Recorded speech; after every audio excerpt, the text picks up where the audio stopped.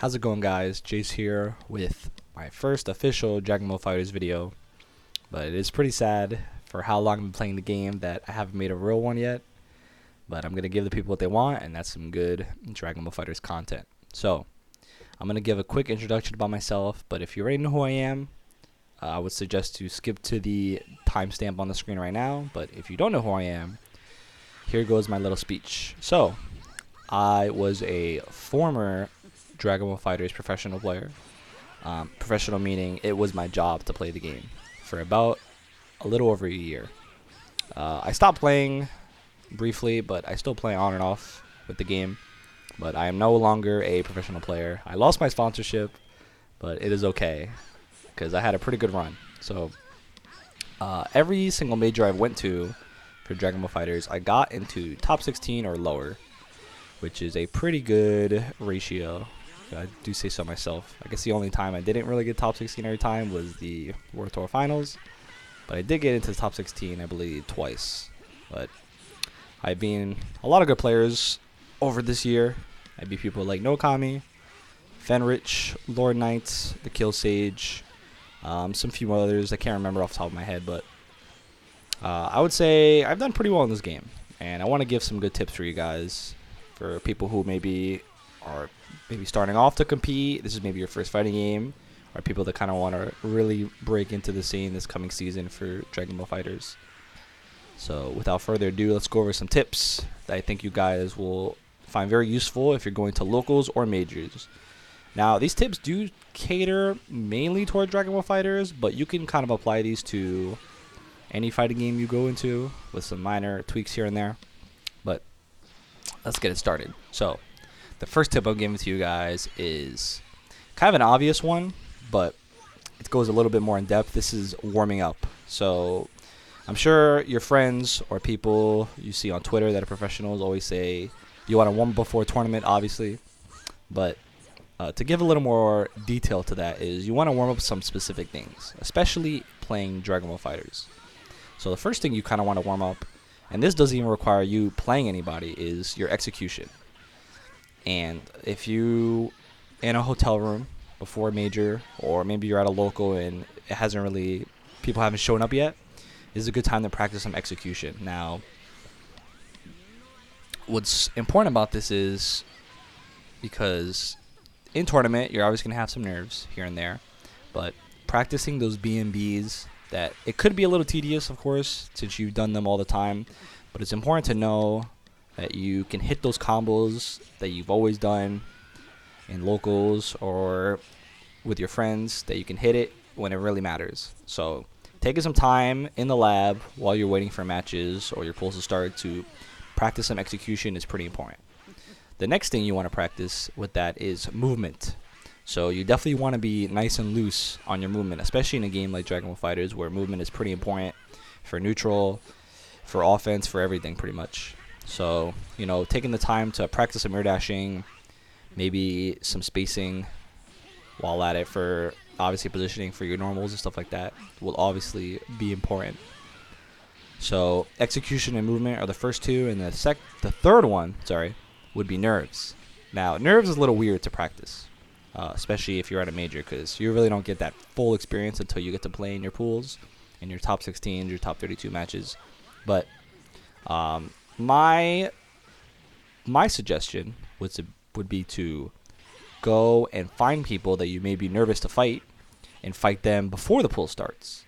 So maybe you want to run into, let's say, maybe you want to play Hook and God beforehand, try to fight him if he's playing some pools or playing some casuals, and go verse him beforehand. So you kind of have a little bit of an idea of how you stand against some really good players, and maybe you have some ideas. So maybe if you do run into a Hook and God, or maybe some Japanese players, you'll have a decent idea how to fight them. Or you maybe at least get those nerves out of the way. Now, that goes it for tip number one. Tip number one's pretty long.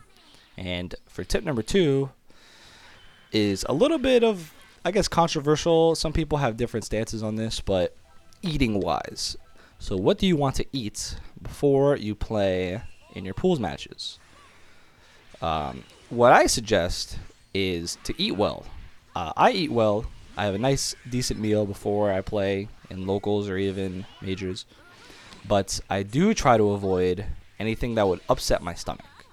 So some people don't eat at all, but I think it's definitely best to eat at least a little bit.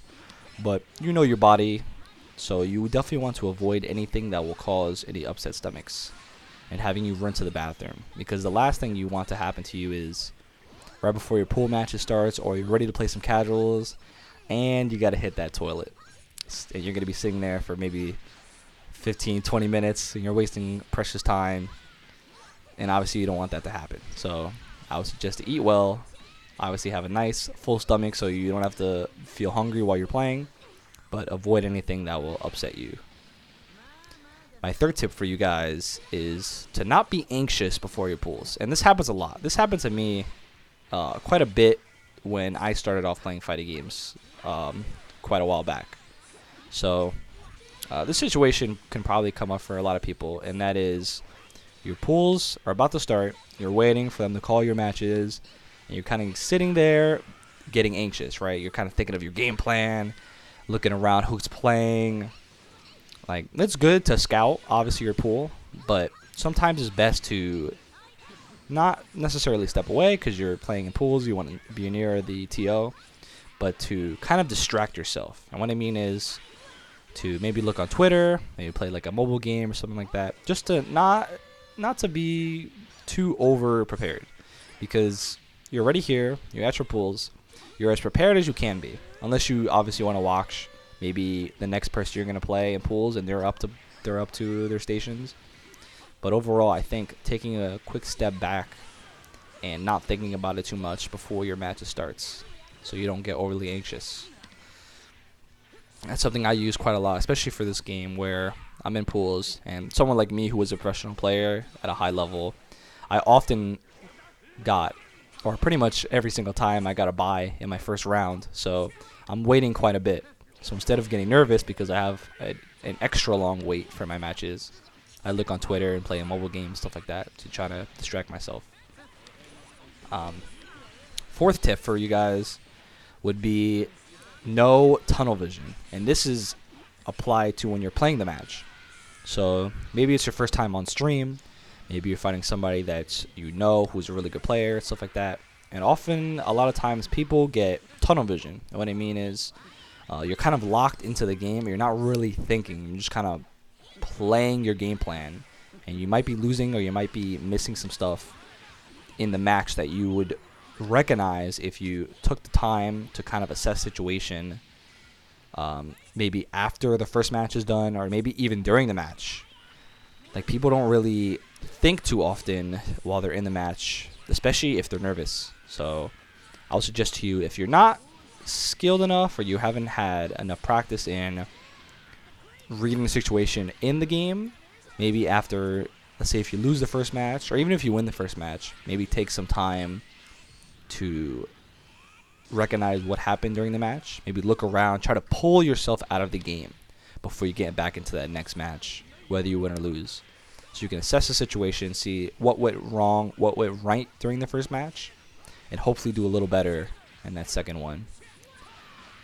And for my final tip for you guys, this is a pretty obvious one, but I think a lot of people kind of avoid it for some reason, and that is to rest when available. If you get through your pools matches, or maybe the TO says you have a little break before you have to play, maybe you're playing on stream later, I would say rest, Don't try to play casuals too often. Try to step away, maybe get some water, maybe get a quick snack.